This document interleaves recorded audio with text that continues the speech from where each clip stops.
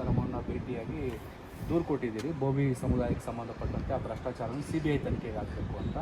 ಯಾರ್ಯಾರನ್ನು ಭೇಟಿ ಮಾಡಿದ್ದೀರಿ, ಏನಂತ ಮೆಮೊರಂಡಮ್ನ ಸಲ್ಲಿಸಿದ್ದೀರಿ? ಈಗಾಗಲೇ ಬೋವಿ ಅಭಿವೃದ್ಧಿ ನಿಗಮದ ಅಧ್ಯಕ್ಷ ಅಂತ ಎನ್ ರವಿಕುಮಾರ್ ಅವರು ಅವರ ಸರ್ಕಾರಿ ಕಾರ್ಯಾಲಯದಲ್ಲಿ 60% ಕಿಕ್ ಬ್ಯಾಕನ್ನು ಡಿಮ್ಯಾಂಡ್ ಮಾಡಿದಂಥದ್ದು ವಿಡಿಯೋ ಮತ್ತು ಕುಮಾರಕೃಪಾ ಗೆಸ್ಟ್ ಹೌಸಲ್ಲಿ 10 ಲಕ್ಷ ರೂಪಾಯಿ ಹಣ ಪಡೆದಂತಹ ವಿಡಿಯೋಗಳನ್ನು ಈಗಾಗಲೇ ಬಿಡುಗಡೆ ಮಾಡಿ ಮುಖ್ಯಮಂತ್ರಿಗಳ ಗಮನಕ್ಕೂ ಉಪಮುಖ್ಯಮಂತ್ರಿಗಳ ಗಮನಕ್ಕೂ ಬಂದಿದೆ.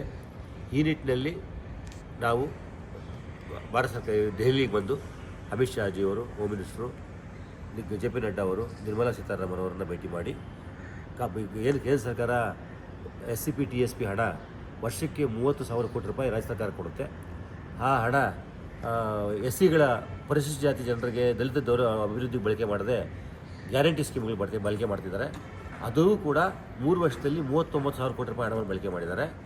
ಈಗ ಆ ಹಣದಲ್ಲೂ ಬೋವಿ ಅಭಿವೃದ್ಧಿ ನಿಗಮ ಅನ್ಯ ನಿಗಮಗಳಿಗೆ ಕಡಿಮೆ ಹಣ ಕೊಟ್ಟಿದ್ದಾರೆ. ಆ ಕಡಿಮೆ ಹಣದಲ್ಲೂ ಕೂಡ ಈ ರೀತಿ ಭ್ರಷ್ಟಾಚಾರ ಮಾಡುವಂಥದ್ದು, ಕಿಕ್ ಬ್ಯಾಕ್ ಪಡೆಯುವಂಥದ್ದು ಬೆಳಕಿಗೆ ಬಂದಿದೆ.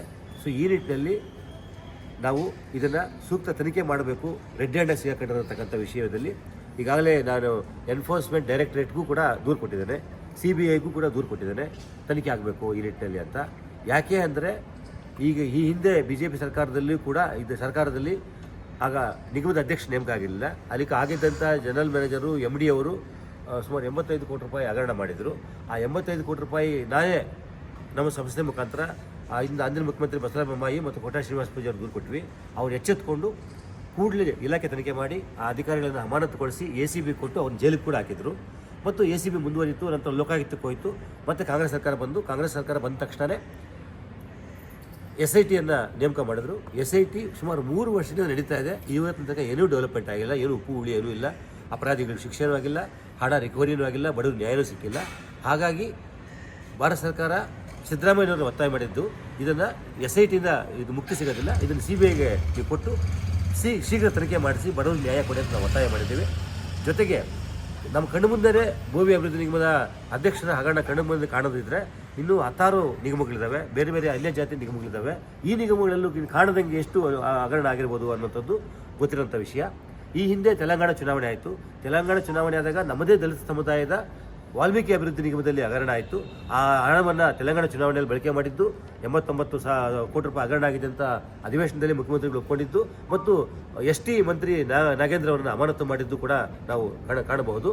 ಈಗ ಬಿಹಾರ ಚುನಾವಣೆಗೆ ಸಂಬಂಧಪಟ್ಟ ಹಾಗೆ DK ಶಿವಕುಮಾರ್ ಅವರು ಎಲ್ಲ ನಿಗಮ ಮಂಡಳಿ ಅಧ್ಯಕ್ಷರನ್ನು ಕರೆದು ಮಾತಾಡಿದ್ರು ಅಂತ ರವಿಕುಮಾರ್ ಅವರೇ TV ಮಾಧ್ಯಮದಲ್ಲಿ ಹೇಳ್ತಾರೆ. ಎಲ್ಲ ನಿಗಮ ಮಂಡಳಿ ಅಧ್ಯಕ್ಷರನ್ನು ಕರೆದು ನೀವು CC ಕ್ಯಾಮ್ರಾ ಇರ್ತದೆ, ಸ್ಟಿಂಗ್ ಆಪರೇಷನ್ ಮಾಡ್ತಾರೆ, ಹುಷಾರಾಗಿದೆ ಅಂತ ಕೂಡ ಗೈಡ್ ಮಾಡಿದ್ರು ಅಂತ ಹೇಳ್ತಾರೆ. ಅಂದರೆ ಬಿಹಾರ ಚುನಾವಣೆಗೆ ಹಣ ಸಂಗ್ರಹ ಮಾಡೋ ಪೈಪೋಟಿಗೆ ಬಿದ್ದು 60% ಹಣವನ್ನು ಸಂಗ್ರಹ ಮಾಡ್ತಾ ಇರೋದಕ್ಕೆ ಬೋವಿ ಅಭಿವೃದ್ಧಿ ನಿಗಮದ ಅಧ್ಯಕ್ಷರದೇ ನಿದರ್ಶನ ಇದೆ. ಹಾಗಾಗಿ ಈ ಸರ್ಕಾರದಲ್ಲಿ ಕಾಂಗ್ರೆಸ್ನಲ್ಲಿ ದಲಿತರ ನಾಯಕರಿಗೆ, ದಲಿತ ಮಂತ್ರಿಗಳಿಗೆ ರಕ್ಷಣೆ ಇಲ್ಲ. ಯಾಕೆಂದರೆ ನಾಗೇಂದ್ರವನ್ನು ಸಿಗಾಕ್ಸಿದ್ರು, ರಾಜಣ್ಣ ಅವರು ಏನು ತಪ್ಪು ಮಾಡಿದಂಗೆ ಅವ್ರನ್ನ ರಾಜೀನಾಮೆ ಕೊಟ್ಟರು. ಈಗ ಬೋವಿ ಅಭಿವೃದ್ಧಿ ನಿಗಮದ ಅಧ್ಯಕ್ಷ ಎಲ್ಲ ಅಧ್ಯಕ್ಷರು ಹಣ ಸಂಗ್ರಹ ಮಾಡೋಕ್ಕೆ ಬುದ್ಧಿವಂತಿಕೆಯಿಂದ ಮಾಡಿದ್ರೆ ಇವರು ಸಿಗಾಕೊಂಡು ಇವರು ಕುರ್ಚಿನೂ ಖಾಲಿ ಆಗಬೇಕು. ಬಟ್ ಈ ತನಕ ರಾಜೀನಾಮೆ ಕೊಡದೇ ಇರತಕ್ಕಂಥದ್ದು ಒಂದು ವಿಪರ್ಯಾಸ. ಇಷ್ಟೆಲ್ಲ ಆದ್ರೂ ಲಜ್ಜೆಗೆಟ್ಟ ಈ ಸರ್ಕಾರ ಸಿದ್ದರಾಮಯ್ಯನವರು ಮತ್ತು DK ಶಿವಕುಮಾರ್ ಅವರು ಅವ್ರ ಕಡೆಯಿಂದ ರಾಜೀನಾಮೆ ಪಡೆದಿಲ್ಲ. ಇದರ ಅರ್ಥ ಏನು? ಎಲ್ಲೋ ಒಂದು ಕಡೆ DK ಶಿವಕುಮಾರ್ ಅವರು ನಿಮ್ಮ ಬೆಂಬಲಕ್ಕೆ ನಾವಿದ್ದೀವಿ, ನೀವು ನೇರವಾಗಿ 60% ಹೊಡೀರಿ ಅಂತ ಸೂಚನೆ ಕೊಟ್ಟಂಗೆ ಇದೆ.